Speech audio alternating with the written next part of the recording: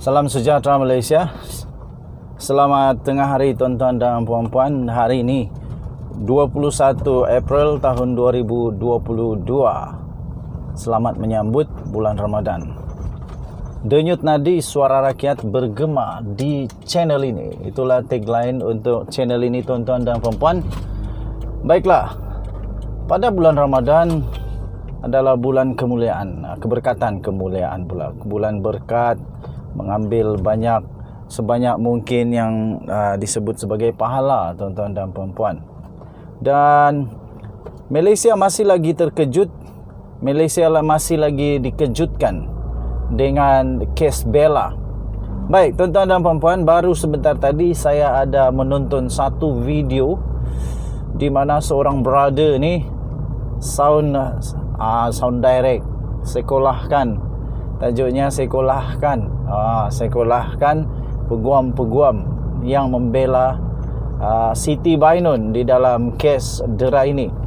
Saya tak mau ulas benda-benda yang tak patut, cuma saya tertarik dengan dua persoalan dan juga senarai jenis penderaan, cara bela didera yang memang tak masuk akal, yang mana binatang pun tak boleh makan benda tu, apalagi kalau manusia tuan-tuan dan puan-puan. Jadi ada dua soalan yang menggamit yang menarik perhatian saya tuan-tuan dan puan-puan. Soalan itu soalan cepu emas, yang mana brother itu tujukan kepada peguam-peguam Siti Bainun, yang 10 orang itulah. Okey. Jadi ada dua soalan yang memang mantap. So, apa pendapat kamu dengan soalan itu terpulang kepada kamu. Saya hanya berkongsi soalan dia dan apa pendapat saya dengan soalan tersebut.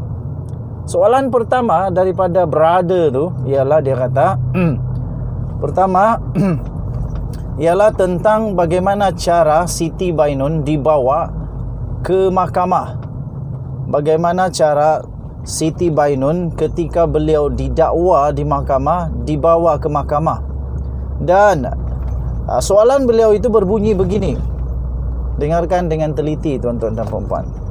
Soalan dia kata, mengapa Siti Bainun ketika dibawa ke mahkamah untuk didakwa, dia tidak digari. Dia tidak digari dengan handcuff.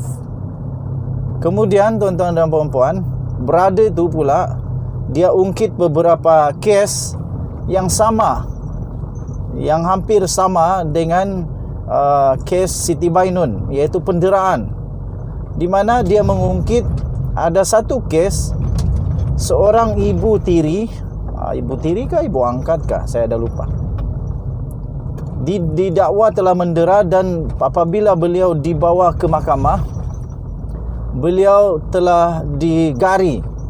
Tetapi menurut brother tu, dia kata, kenapa Siti Bainun tak di handcuff pula, tak digari? Apa sebabnya? Apa bezanya? Kenapa? Siapa Siti Bainun katanya sehingga dia tidak digari? Okey. So pendapat saya, pertama, saya pun tak pasti kenapa dia tidak digari, dan saya pun bukan peguam, jadi saya pun tidak tahu. Mungkin setiap kes dia ada akta dia sendiri, cara penyelesaian, cara tindakan, SOP, cara handle orang-orang yang kena tuduh. Tetapi kalau betul Siti Bainun perlu digari, saya pun nak tanya juga, kenapa dia tidak digari? Kenapa Siti Bainun tidak digari? Jadi betul lah kata brother tu, peguam-peguam Siti Bainun kena jawab soalan itu, kerana itu satu soalan yang memang perlu dijawab. Dan saya fikir rakyat Malaysia pun kalau meneliti dengan detail perjalanan kes ini, mereka pun bertanya juga, kenapa Siti Bainun tidak digari, manakala orang-orang tertuduh yang lain pun digari pula. untuk dibawa ke mahkamah dan mereka semua pun masih dibicarakan. Itu soalan yang pertama yang memang betul catch up my eyes. Yang kedua, tuan-tuan dan puan-puan, soalan daripada brother tu ialah beliau bertanya, mengapa kes ini perlu sehingga 10 peguam? Kenapa sehingga 10 peguam melawan seorang Bella? Bella yang sindrom Down, tak mampu nak buat apa-apa, diletakkan di pusat perlindungan kanak-kanak, dan 10 orang peguam diperlukan untuk membela Siti Bainun.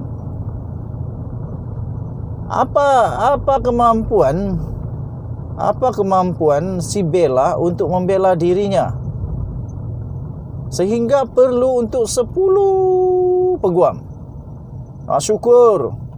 Terima kasih daulat tuanku, Kebawah Duli yang amat mulia Tengku Mahkota Johor, TMJ, yang bersedia bersama dengan isteri baginda iaitu Cik Puan Khaleda Bustamam, yang bersedia untuk menghulurkan bantuan peguam percuma untuk membantu Bella kalau tidak ada yang membela si Bella.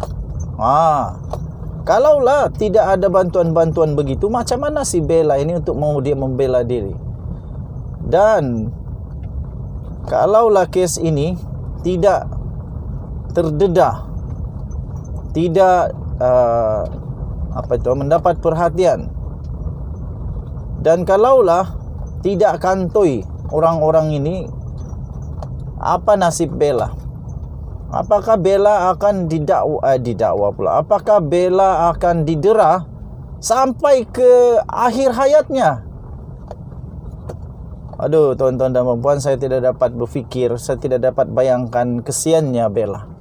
Ketiga, tuan-tuan dan puan-puan, yang menarik perhatian saya ialah cara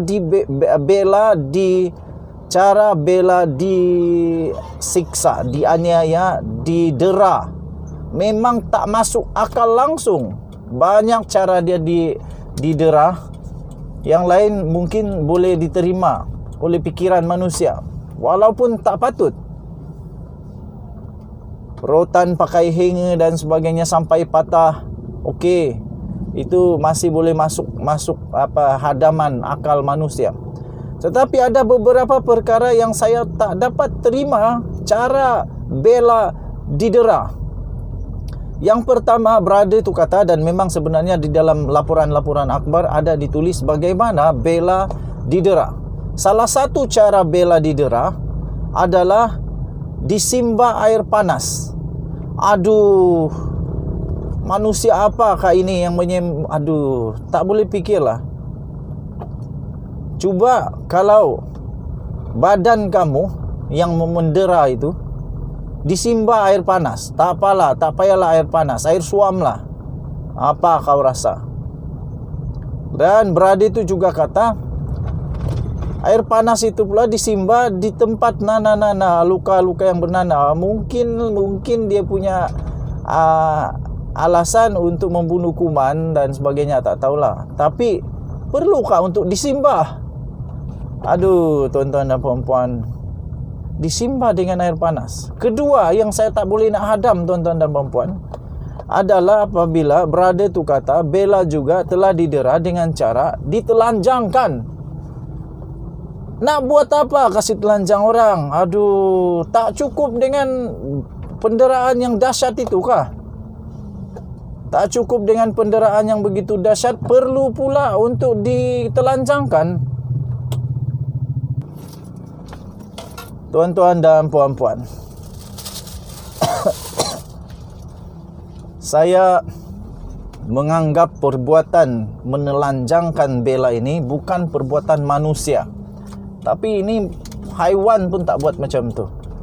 Ini memang perbuatan durjana, iblis. Kalau betul, tuan-tuan dan puan-puan, mana boleh telanjangkan untuk didera. Dan ketiga, yang seterusnya yang memang tak boleh hadam, apabila dalam laporan pun ada kata si Bella disuruh, dipaksa untuk makan najis sendiri. Aduh, hai, kesiannya. Nak nangis pun tak jadi sebab terlalu kesian nih tuan-tuan dan puan-puan. Bagaimana mungkin seorang manusia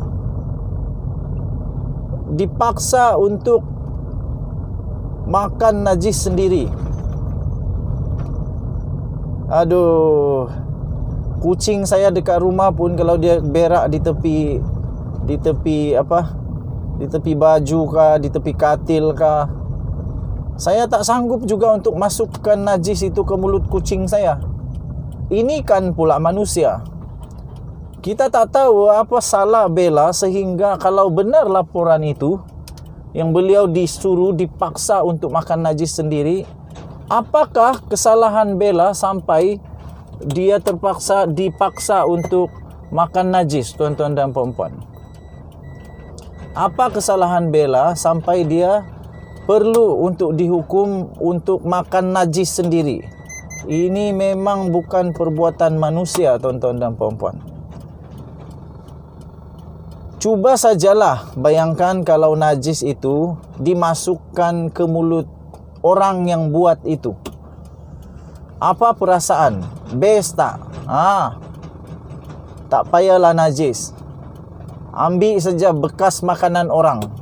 Ambil saja bekas makanan orang, jilat. Berani tak? Lalu tak? Nak muntah tak? Nak pengsan tak? Nangis tak? Apalagi kalau najis sendiri disuruh makan, dipaksa untuk makan. Aduh, tuan-tuan dan puan-puan, tak apa. Kita berdoa untuk untuk keadilan bagi Bella. Sentiasa saya percaya Tuhan tak akan biarkan yang benar itu terus kalah. Tuhan tak akan pernah tolong orang yang salah. Tuhan tak akan pernah tolong orang yang salah. Tetapi orang yang bersalah, akhirnya kebenaran akan menang dan akan terima juga balasan in cash. Karma, orang kata karma in cash, tuan-tuan dan puan-puan. Jadi tuan-tuan dan puan-puan, di awal perbualan brother tu dia kata, menurut peguam-peguam kawan-kawannya, dia kata peguam Bella, si Bella akan mengecap kemenangan. Peguam Bella pula, peguam pendakwa yang mendakwa bagi kes Bella akan menang. Dan dia kata, brother tu kata, peguam-peguam Bella, Siti Bainun, kalau dia salah, kalau Siti Bainun salah, kemenangan itu amat tipis bagi dia. So tuan-tuan dan puan-puan, kita nantikan keputusan daripada mahkamah. Saya percaya mahkamah akan membuat keputusan yang terbaik untuk kedua-dua belah pihak. Kalau Siti Bainun tak bersalah, tak apa, kita terima dia tak bersalah. Tetapi kalau Siti Bainun bersalah, pastikan dia dapat balasan. Dan kalau bukan Siti Bainun bersalah, kena cari siapa yang bersalah buat Bella sampai macam tu. Tuan-tuan dan puan-puan, denyut nadi suara rakyat bergema di channel ini.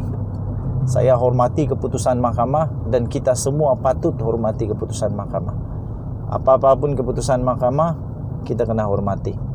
Tetapi keadilan dan kebenaran pasti akan menang juga akhirnya. Denyut nadi suara rakyat bergema di channel ini. Kita jumpa lagi. Jangan lupa tekan butang subscribe, like dan share. Komen banyak-banyak, tekan butang notifikasi untuk dapatkan berita-berita, ulasan-ulasan terkini setiap hari daripada channel ini. Kita jumpa lagi. Bye-bye.